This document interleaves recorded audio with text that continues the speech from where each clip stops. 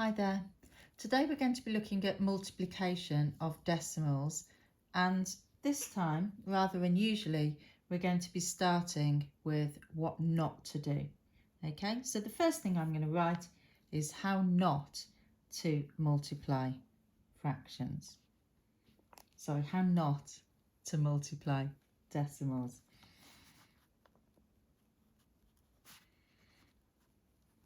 How not to multiply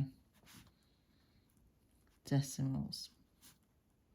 Okay, really important. Okay, we do not use the column method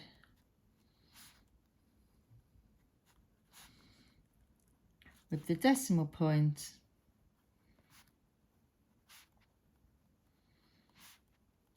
still in place. Okay, really important. Let's get our highlighter pens out on that. We do not use the column method with the decimal point still in place. Why? Let's see what happens.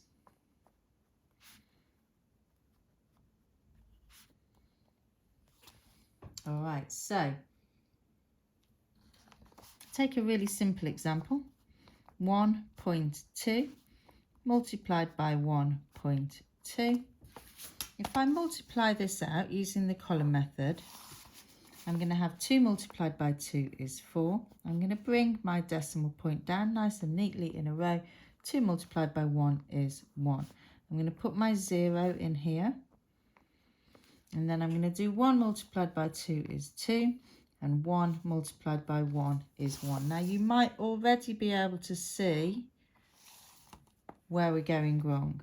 We end up with a number of 14.4. Now let's just pause for a moment and think about that. Let me find a red pen so we can put a big cross, just to make sure that you don't copy it down and think I'm telling you to do this. This is wrong. Now, maybe we could just look at it intuitively. We know that 12 multiplied by 12 is 144. Therefore, we could use a pattern. 12 multiplied by 1.2 must be 14.4. It's 10 times smaller. And then maybe we could follow that pattern along and see that 1.2 multiplied by 1.2 would actually give us 1.44. But let's look at the maths behind it. We could look at approximation, and we could say that 1.2 is about approximately 1. Okay? 1.2 is approximately 1. And we know that 1 multiplied by 1 gives us 1. So therefore our number should be close to 1. Our answer should be close to 1. It's not close to 1, it's 14, so it's out. In fact, it's out by a magnitude of 10. So now we're going to talk about using the correct method. We must use a correct method. Let's have a look. The method we're going to use today is the fraction method. We're going to use the fraction method. It's quite straightforward, and there are a couple of other options available to us which I'm going to show you, but I'm going to show you those by way of checking. So let's still stick with this question. We've got 1.2 multiplied by 1.2. Now you might be able to use a pattern such as this to solve it, but we're going to convert these into improper fractions. So I've got 12 over 10 multiplied by 12 over 10. I know that 12 multiplied by 12 gives me 144, and 10 multiplied by 10 gives me 100. I know that if I'm dividing by 100, I am moving my place value twice to the right, that is going to result in me getting the answer of 1.44. Okay, so let's just put, let's see, we want a couple of notes down here. So let's just put a bubble here first, a learning bubble. Always remove decimal points before doing multiplication. Okay, always remove the decimal points before doing the multiplication. In this case, 12 multiplied by 12. So we can check, we've just said that up here, using approximation. And we know that 1 times 1 equals 1. So the number is going to be, our answer will be close to 1. Close to 1, not close to 14. Okay? We can also check by counting numbers after the decimal point. Let me explain what that means. So I've got 1.2 and I'm multiplying. So there we go. I've got 1.2 and I'm multiplying by 1.2. I know that my answer is 1.44, but let's have a look. So I've got one number here after the decimal point. I've got one number here after the decimal point, and I've got two numbers here. Okay, so to turn this into a whole number, I've had to do one move. I've multiplied by 10 to get from 1.2 to 12. Again here, I've got to do one move. I've had to multiply by 10, one place value move to the left. This one, therefore, has had two moves. So one number after the decimal point, one number after the decimal point. I need to have two numbers after the decimal point, and that will work every time. Okay, if you add up the numbers after the decimal point, you will get the number of numbers after the decimal point as your answer. So a couple of really nice ways. I wouldn't use them for the calculation itself. I would always use the fraction method, but it's a great way to check. That should say 1. It's a great way to check that you've got the right answer. All right, let's do another question. Question 3. Make sure you can still see. Right, I'm going to ask you to calculate the product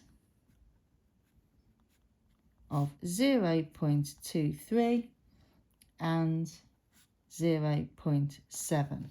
All right, so let's just put another little learning bubble here. I'm sure you all know, but just to remind you, product means multiply. You don't want to lose a mark because you forget what the word product means. So I'm now going to write it as a multiplication. 0.23 multiplied by 0.7. I'm using my fraction method, so I have 23 over 100 multiplied by 7 over 10. Okay, 23 multiplied by 7, I'm going to use the column method.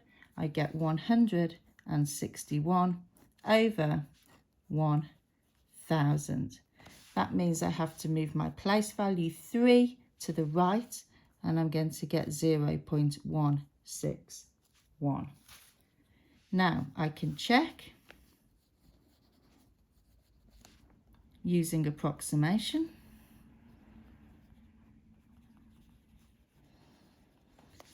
And these numbers are a little bit tricky. I might be able to say, well, it's a quarter, about a quarter of 0.8, and about a quarter of 0.8 would be 0.2. So we might say it's about 0.2, or we might just say it's a number less than 1 multiplied by a number less than 1. So the answer is going to be less than 1. Okay. So 2 ways of just getting a rough idea that if I'd got an answer of 1.61, it definitely wouldn't satisfy either of those. Now let's just check.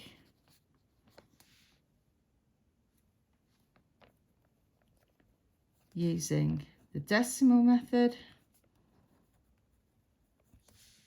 Okay, I've got 1, 2, 3 numbers after my decimal point. And look, I've got 1, 2, 3.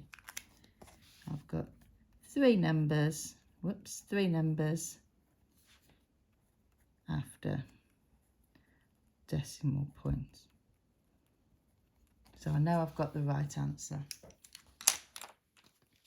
Okay, right. Let's see what happens. I'm going to keep with these numbers here. In fact, I'm going to write that out again just quickly. What number were we on? Okay, so I'm just going to give it a new number just for completeness. There we go. So we know that 0.23 multiplied by 0.7 equals, what did I say it was? 0.161. So we're going to do a quick, in fact, leave that as number 3. Flashback of negative numbers. A quick flashback of negative numbers. Nice and quickly, nice and simply. If we have 0.23 multiplied by negative 0.7, I'm going to have a negative 0.161. If I have a negative 0.23 multiplied by a positive 0.7, that's also going to give me a negative 0.161, because we know that a negative multiplied by a positive gives me a negative. Finally, if I have a negative multiplied by another negative, then I'm going to end up with a positive 0.161. Okay, so just a little reminder there about our negative numbers. Just another sort of question that you might come up against is when you are given information and you have to use it. So I'm just going to put a little subheading here of using given information. I'm going to give you some information so we don't actually have to do the multiplication calculation. That's done for us. I'm going to say for question 7, given 92 multiplied by 1,234 equals 113,528. So I've given that information to you, and I'm asking you, what is 0.92 multiplied by 12.34? So I just want to use the information given here to help me get straight to the answer. I'm going to use my fraction method. So I'm going to write it as 92 over 100 multiplied by 1,234 over 100. I know that 92 multiplied by 1,234 is 113,528.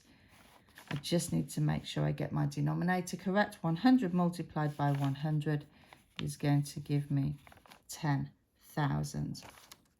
I know that I need to move my place value 4 to the right, so I'm going to end up with 11.3528. I'm going to check using approximation. Okay, so I've got about 1 multiplied by about 12. So I'm going to say it's approximately 12. Okay, it's 11.3. So that looks about right. I can also check using decimals. In this case, I've got 1, 2, 3, 4 numbers after my decimal point. Let's have a look at my answer. I do indeed have 1, 2, 3, 4 numbers after the decimal point. So I know I've got the correct answer. One last example, another quick flashback, this time order of operations.